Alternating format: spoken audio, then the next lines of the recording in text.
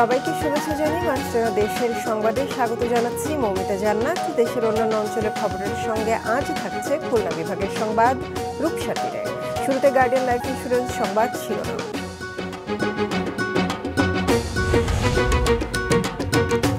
ঝিনাইদহের এমপি আনার হত্যায় সন্দেহভাজন একজন কলকাতায় গ্রেফতার। 5 কোটি টাকার চুক্তিতে হত্যার পরিকল্পনা হয় জানিয়েছে ঢাকায় আটক 3 জন। জলবায়ু পরিবর্তন, অসময়ে বৃষ্টি, লবণাক্ততা ও তাপ বৃদ্ধির কারণে হুমকিতে দক্ষিণাঞ্চলের চিংড়ি ও স্বাদু পানির মাছ চাষ, লোকসানে চাষিরা। এবার বিস্তারিত।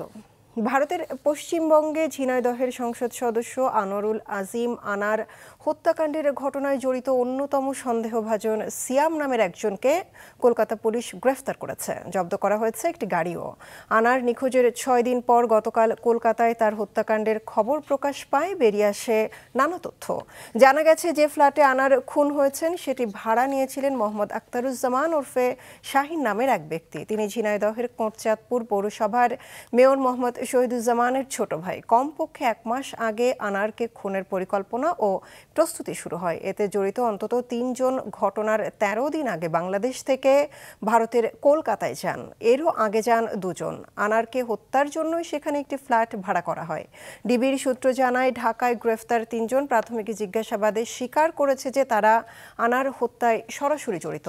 হত্যার জন্য ঘাতকদের সঙ্গে 5 কোটি টাকার চুক্তি হয়েছিল। এ হত্যাকাণ্ডে সামনে এসেছে সিলিস্তি নামের এক নারীর নামও। যারা বিদেশের মাটিতে হত্যাকাণ্ড সংঘটিত করবে এবং লাশটাকে এমনভাবে গুম করা হবে যাতে কেউ কোনোদিন খুঁজে না পায়। বিভিন্ন পার্টে ভাগ করে ফেলেছে, অর্থাৎ হাড্ডির সাথে মাংসকে আলাদা করে ফেলেছে এবং সেটা একটা সুটকেসে করে, গ্রে কালারের সুটকেসে করে নিয়ে তারা চলে যায়। সেটা এটাকে অর্থাৎ উদ্দেশ্যটা ছিল যে মানে এমনভাবে গুম করা হবে তাকে যেন কেউ কোনোদিন তার অস্তিত্ব না পায়। বাবার হত্যার বিচার চেয়েছেন আনোয়ারুল আজিম আনারের মেয়ে মুনতারিন ফেরদৌস ডোরিন। সামাজিক যোগাযোগ মাধ্যমের নানা স্ট্যাটাসে বাবার স্মৃতিচারণের পাশাপাশি বিচার চেয়েছেন তিনি। প্রিয় নেতাকে হারিয়ে শোকস্তব্ধ তার ভক্তরা। তাকে নিয়ে মিশ্র প্রতিক্রিয়া রয়েছে বিরোধী শিবিরেও। যশোর প্রতিনিধি রাহুল রায়ের তথ্য, ছবিতে ডেস্ক রিপোর্ট। কেন করলো এভাবে? বাবার অন্তঃপ্রাণ ছিলেন আনোয়ারুল আজিম আনারের মেয়ে মুনতারিন ফেরদৌস ডোরিন। বাবার এমন করুণ মৃত্যুতে মুষড়ে পড়েছেন মেয়ে। শোকাহত ডোরিন সামাজিক যোগাযোগ মাধ্যমে একের পর এক স্মৃতিচারণ করছেন, চাইছেন বাবা হত্যার বিচার। গত রাত 10টার দিকে মুনতারিন ফেরদৌস ডোরিন তার ভেরিফাইড ফেসবুক আইডিতে স্ট্যাটাসে লিখেন, বাবা তাকে নিয়ে কলকাতা যেতে চাইলেও ভিসা না থাকায় তিনি যেতে পারেননি। স্ট্যাটাসে তিনি এ হত্যাকাণ্ডের বিচারের দাবিও জানান। গত 12 মে দুপুরে সংসদ সদস্য আনোয়ারুল আজিম আনার চিকিৎসার জন্য ভারতে যান। 16 মে থেকে তার সঙ্গে পরিবারের সদস্যদের যোগাযোগ বিচ্ছিন্ন হয়। এমপি আজিম ঝিনাইদহ 4 আসন থেকে টানা 3 বারের সংসদ সদস্য ও কালীগঞ্জ উপজেলা আওয়ামী লীগের সভাপতি ছিলেন। তার মৃত্যুতে শোকাহত স্থানীয়রাও। উনি সাধারণ মানুষের সাথে মিশতেন, খেলাধুলো করতেন এবং সামাজিকতায় যতদূর পারতেন সময় দিতেন। উনি আসলেই সবসময় খোলামেলা বেরিয়েছেন। তো হয়তো তার একটা সৎ সাহসেই সে কিন্তু এই একাই ভারতের উদ্দেশ্যে রওনা দিয়েছিলেন। কিন্তু সে রাজনীতির ক্ষেত্রে শত্রু থাকতে পারে, কিন্তু তার সামনে তো কেউ আসেনি। ব্যবসায়িক কোনো গ্যাঞ্জাম থাকতে পারে, শত্রুতা থাকতে পারে, এই কারণ আওয়ামী লীগের দ্বন্দ্ব থাকতে পারে। আওয়ামী লীগের যারা আনারের বিরোধিতা করে তারাও চায় না যে আনার মার্ডার হোক। এর বাইরে অতীতের নানা বিষয়ে তাকে নিয়ে সামাজিক যোগাযোগ মাধ্যম ও নানা সমালোচনাও করছেন বিরোধী মহল। সজীব সাদিক, মাছরাঙা নিউজ ডেস্ক। এবার খুলনা বিভাগের সংবাদ রূপসাতীরে।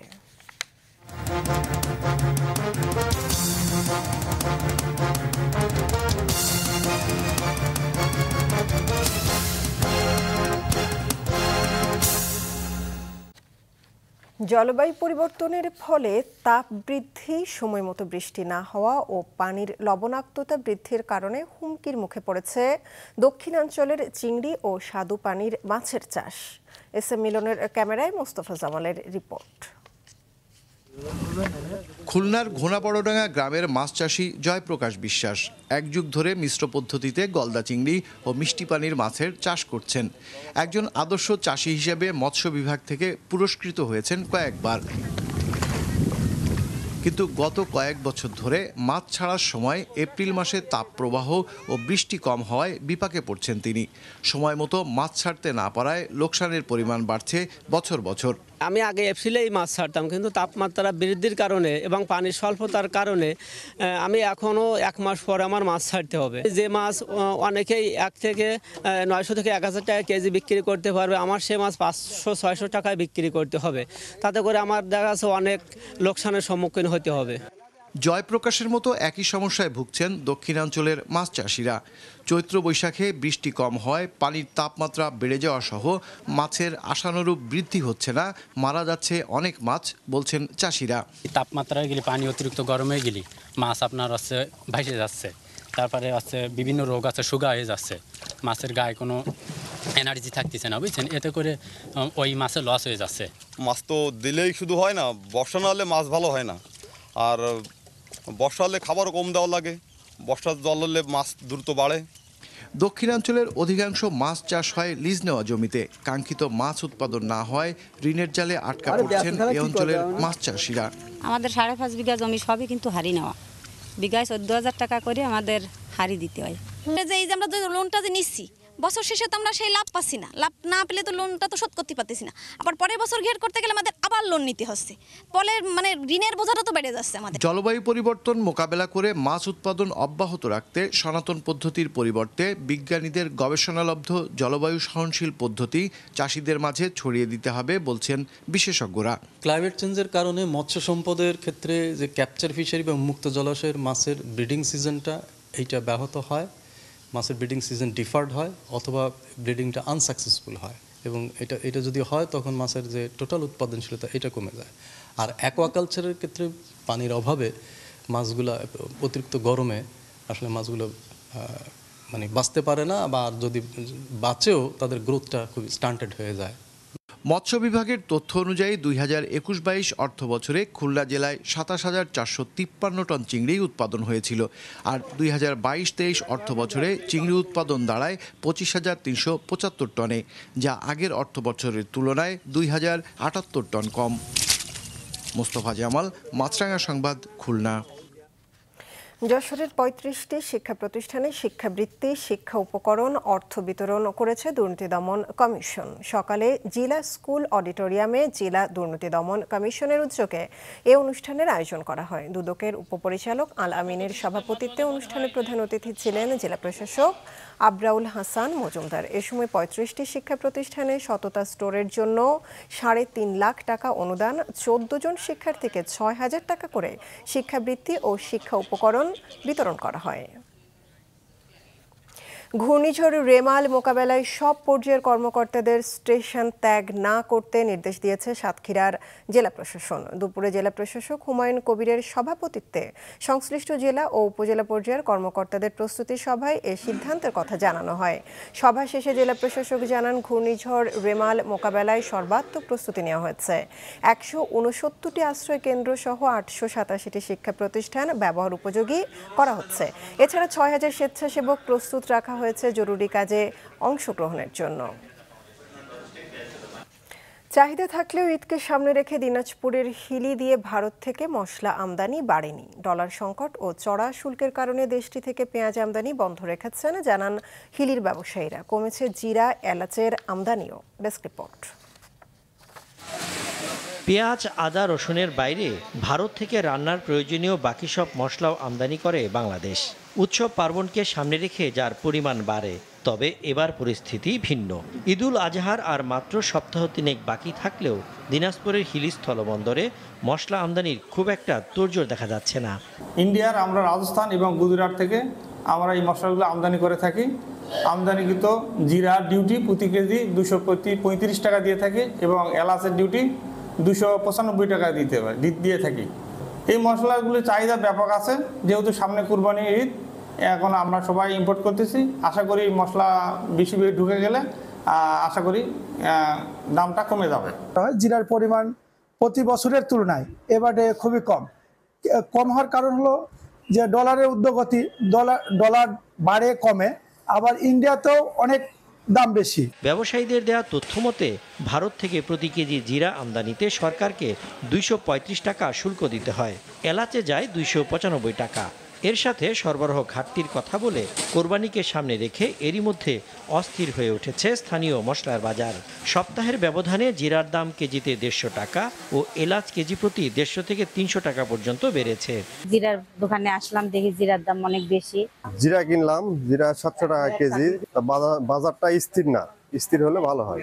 এলাচের রেটও কোয়ালিটি ভেদে বেশি। এলাচের রেট আপনার 150, 200, 300 টাকা পার কেজিতে বাড়ছে এবং বেচা কিনা মোটামুটি ভালো হচ্ছে, তবে একটু বেশি হওয়ার কারণে কাস্টমার একটু সংকোচ বোধ করতেছে। স্থানীয় স্থলবন্দর কর্তৃপক্ষের হিসেবে ভারতের গুজরাট ও রাজস্থান থেকে বর্তমানে প্রতিদিন 1-2 ট্রাক জিরা আসছে বাংলাদেশে। আগামী কয়েকদিনের মধ্যে গড়ে 5 ট্রাক করে মশলা আসবে বলে জানিয়েছেন সংশ্লিষ্টরা। কুরবানি ঈদকে সামনে রেখে মশলা জাতীয় পণ্যটি একটু বেশি আমদানি থাকে, এর ভিতরে জিরাটি অন্যতম। তো এই জিরা প্রতিদিন প্রায় এখন 2-3 গাড়ি প্রবেশ করতেছে, হয়তো সামনে 5 গাড়ি 7 গাড়ি বা বেশি প্রবেশ করতে পারে। এই জিরাটি আসার পরে আমরা সাধারণত এটা একটু দেরিতেই শুল্কায়ন এবং হয়, কারণ কাস্টমার কিছু প্রক্রিয়া আছে, এক্সামিন অ্যাসেসমেন্ট শেষে এটা দ্রুততার সাথে তারা বের করে নিয়ে যে বাজারজাত করতে পারে। হিলি কাস্টমের তথ্য মতে 1 জানুয়ারি থেকে 18 মে পর্যন্ত এই বন্দর দিয়ে 7,514টি ট্রাকে 2,10,700 মেট্রিক টন মশলা জাতীয় পণ্য আমদানি হয়েছে, যার মধ্যে সবচেয়ে বেশি ছিল জিরা, আদা, রসুন, মহুরি, এলাচ ও মেথি। মাছরাঙা নিউজ ডেস্ক। বিচার কাজের দীর্ঘসূত্রিতা সহ বিভিন্ন সমস্যা সমাধানে প্রয়োজনীয় ব্যবস্থা নেওয়া হচ্ছে বলে জানিয়েছেন প্রধান বিচারপতি ওবায়দুল হাসান। সকালে রংপুর আদালত চত্বরে বিচার প্রার্থীদের বিশ্রামাগার ন্যায়কুঞ্জের উদ্বোধন শেষে সাংবাদিকদের আরও জানান, প্রত্যেক মানুষের ন্যায় বিচার পাওয়ার অধিকার আছে এবং এটি তার সাংবিধানিক অধিকার। এর আগে গতকাল সন্ধ্যায় কুড়িগ্রাম জেলা ও দায়রা জজ আদালত চত্বরে বিচার প্রার্থীদের জন্য ন্যায়কুঞ্জ বিশ্রামাগার উদ্বোধনের সময় একই কথা বলেন প্রধান বিচারপতি। পরে তিনি ফলক উন্মোচন করে ন্যায়কুঞ্জে প্রবেশ এবং কোর্ট চত্বরে বৃক্ষরোপণ করেন। নরসিংদীতে পাওয়ারলুম কারখানার মালিক মনসুর আলীকে হত্যার দায়ে 9 জনকে যাবজ্জীবন কারাদণ্ডের আদেশ দিয়েছে আদালত। এছাড়া প্রত্যেককে 50,000 টাকা করে জরিমানাও করা হয়। দুপুরে নরসিংদীর অতিরিক্ত জেলা ও দায়রা জজ আদালতের বিচারক শামীমা পারভিন এ আদেশ দেন। এছাড়া একজনকে 3 বছরের কারাদণ্ড ও 3,000 টাকা অর্থদণ্ড দেওয়া হয়। এ সময় 2 আসামিকে খালাস দেওয়া হয়। মেয়েকে অপহরণের অভিযোগে দায়ের করা মামলার প্রেক্ষিতে সদর উপজেলার নজরপুর ছগরিয়া পাড়ার পাওয়ারলুম কারখানার মালিক মনসুর আলীর সাথে বিরোধ বাধে একই এলাকার আলামিনের। এর জের ধরে 2009 সালের 7 এপ্রিল মনসুর আলীকে পৌরসভার সামনে থেকে অপহরণ করে উদিংদিয়া এলাকায় নদীর পাশে হত্যা করে অভিযুক্তরা। দিনাজপুরের হিলি ও গাইবান্ধার গোবিন্দগঞ্জে সরকারিভাবে শুরু হয়েছে ধান চাল সংগ্রহ অভিযান। দুপুরে হিলি এলএসডি খাদ্য গুদাম চত্বরে অভিযানের উদ্বোধন করেন উপজেলা চেয়ারম্যান হারুনুর রশিদ এবং উপজেলা নির্বাহী কর্মকর্তা অমিত রায়। উপজেলায় 32 টাকা কেজি দরে 772 টন ধান ও 45 টাকা কেজি দরে 414 টন চাল সংগ্রহ করা হবে। এদিকে গাইবান্ধার গোবিন্দগঞ্জে শুরু হয়েছে ধান চাল ও গম সংগ্রহ অভিযান। উপজেলার 300 কৃষকের কাছ থেকে লটারির মাধ্যমে 2,997 টন ধান, 11,570 টন সিদ্ধ চাল, 706 টন আতপ চাল ও 122 টন গম সংগ্রহ করা হবে। গোপালগঞ্জের কোটালীপাড়ায় 5 শতাধিক অসহায় ও দুস্থ মানুষের মাঝে বিনামূল্যে স্বাস্থ্য সেবা ও ওষুধ বিতরণ করা হয়েছে। আনসার ও গ্রাম প্রতিরক্ষা বাহিনীর মহাপরিচালক মেজর জেনারেল AKM আমিনুল হকের দিক নির্দেশনায় এ স্বাস্থ্য সেবা দেওয়া হয়। সকালে রাধাগঞ্জ ইউনিয়ন পরিষদে অনুষ্ঠিত বিনামূল্যে মেডিকেল ক্যাম্পের উদ্বোধন করেন আনসার ও গ্রাম প্রতিরক্ষা বাহিনীর ঢাকা রেঞ্জের উপমহাপরিচালক AKM জিয়াউল আলম। পরে তিনি মেডিকেল ক্যাম্প ঘুরে দেখেন। 4 জন বিশেষজ্ঞ চিকিৎসক মেডিসিন, গাইনি, শিশু ও চর্ম সহ বিভিন্ন রোগের চিকিৎসা সেবা প্রদান করেন। এ সময় রোগীদের 27 প্রকারের ওষুধ বিনামূল্যে দেওয়া হয়। চট্টগ্রামে অনুষ্ঠিত হলো বাংলাদেশে বিনিয়োগ উন্নয়ন কর্মসূচি ও বিডা ওয়ান স্টপ সার্ভিস কার্যক্রমের অবহিতকরণ কর্মশালা। দুপুরে চট্টগ্রাম চেম্বারের ওয়ার্ল্ড ট্রেড সেন্টারের বঙ্গবন্ধু কনফারেন্স হলে বিডা এর আয়োজন করে। এতে অতিথি ছিলেন বিডার নির্বাহী চেয়ারম্যান লোকমান হোসেন মিয়া, নির্বাহী সদস্য ডক্টর খন্দকার আজিদুল ইসলাম, চট্টগ্রামের জেলা প্রশাসক আবুল বাশার মোহাম্মদ ফখরুজ্জামান ও চট্টগ্রাম চেম্বার সভাপতি ওমর হাজ্জাজ সহ বিশিষ্টজনরা। এ সময় জানানো হয় বিডা বর্তমানে অনলাইন ওয়ান স্টপ সার্ভিস পোর্টালের মাধ্যমে বিনিয়োগকারীদের 11টি সংস্থার 41টি সেবা প্রদান করছে। তৃতীয় ধাপে উপজেলা পরিষদ নির্বাচনকে কেন্দ্র করে প্রচারে জমে উঠতে শুরু করেছে ভোটের মাঠ। তবে এরই মধ্যে নরসিংদীতে প্রতিপক্ষের হামলায় নিহত হয়েছেন এক ভাইস চেয়ারম্যান প্রার্থী। Desk report. আগামী 29শে মে উপজেলা পরিষদের তৃতীয় ধাপের নির্বাচন। এরই মধ্যে উত্তপ্ত হয়ে উঠেছে নরসিংদীর রায়পুরা। গতকাল দুপুরে উপজেলার দুর্গম চরাঞ্চল পাড়াতলিতে নির্বাচনী প্রচারে যান ভাইস চেয়ারম্যান প্রার্থী সুমন মিয়া এবং তার সমর্থকরা। এ সময় তাদের উপর হামলা চালায় আরেক ভাইস চেয়ারম্যান প্রার্থী আবিদ হাসান রুবেল ও তাদের সমর্থকরা। বেঁধে যায় দুপক্ষের মধ্যে সংঘর্ষ এবং এতে সুমন সহ অন্তত 5 জন আহত হন। বিকেলে গুরুতর আহত অবস্থায় স্থানীয় উপজেলা স্বাস্থ্য কমপ্লেক্সে নেওয়ার পর তাকে মৃত ঘোষণা করেন চিকিৎসক। এই ঘটনায় রায়পুর উপজেলা পরিষদ নির্বাচন স্থগিত করেছে নির্বাচন কমিশন। রায়পুর উপজেলা পরিষদে ভোট গ্রহণের পূর্বে বৈধ প্রার্থীর মৃত্যু হয়, এই মৃত্যু হওয়ার সকল পদে নির্বাচন বাতিল করা হয়েছে। কমিশনের সিদ্ধান্ত অনুযায়ী পরবর্তী নির্বাচন অনুষ্ঠিত হবে। তৃতীয় ধাপে নির্বাচনী প্রচারের হাওয়া বইছে 110টি উপজেলায়। ভোটারদের মন জয়ে নানা প্রতিশ্রুতি দিচ্ছেন প্রার্থীরা। আমি সবার আগে আগামী নির্বাচনে বিজয়ী হয়ে মির্জাগঞ্জ উপজেলাটাকে সবার আগে স্মার্ট উপজেলা গড়ব। আমি সাধারণ মানুষের ডাকে সাড়া দিয়ে এবার নির্বাচনে অংশগ্রহণ করেছি এবং নির্বাচনে বিজয়ের ব্যাপারে আমি শতভাগ আশাবাদী। সহিংসমুক্ত রেখে অবাধ, নিরপেক্ষ ও সুষ্ঠু নির্বাচনের লক্ষ্যে সংশ্লিষ্ট কর্মকর্তা ও আইন শৃঙ্খলা বাহিনীকে নিরপেক্ষতা বজায় রাখতে এবং প্রার্থীদের প্রচারে আচরণবিধি মেনে চলার আহ্বান জানান নির্বাচন কমিশনার বেগম রাশিদা সুলতানা। নির্বাচনী ব্যবস্থায় কিন্তু দেশের গণতন্ত্রের সবচেয়ে বড় চাবিকাঠি। আমরা সেই গুরুত্বটাকে মাথায় নিয়েই আমরা কমিশন আমাদের দায়িত্ব নেওয়ার পর থেকে আমরা সমস্ত নির্বাচনগুলা অবাধ, নিরপেক্ষ, সুষ্ঠু করার চেষ্টা করেছি। এদিকে 21শে মে উপজেলা পরিষদের দ্বিতীয় ধাপের নির্বাচন শেষে গেল 2 দিনে সাতক্ষীরার আশাশুনিতে কমপক্ষে 20টি বাড়ি ভাঙচুর হয়েছে। দুই পক্ষের হামলা পাল্টা হামলায় আহত হয়েছেন অন্তত 8 জন। ঘটনায় জড়িত থাকার অভিযোগে এ পর্যন্ত 13 জনকে আটক করেছে পুলিশ। এছাড়া নড়াইলে ভোট কারচুপির অভিযোগে সংবাদ সম্মেলন করেছেন সদর উপজেলার বিজিত চেয়ারম্যান প্রার্থী তোফায়েল মাহমুদ। নাদিয়া আফরিন, মাছরাঙা নিউজ ডেস্ক।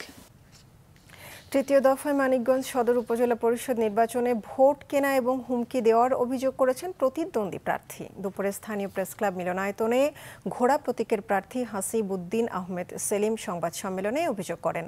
তিনি মানিকগঞ্জ 3 আসনের সংসদ সদস্য জাহিদ মালেকের ফুফাতো ভাই ইসরাফিল হোসেনের বিরুদ্ধে এই অভিযোগ আনেন। বলেন, তার ভোটারদের কিনে নিতে ইসরাফিল টাকা ছড়াচ্ছেন। যারা টাকা নিতে চান না তাদের ভয় দেখাচ্ছেন। এতে ভোট কেন্দ্রে ভোটারের উপস্থিতি কম হবে বলে তিনি মনে করেন।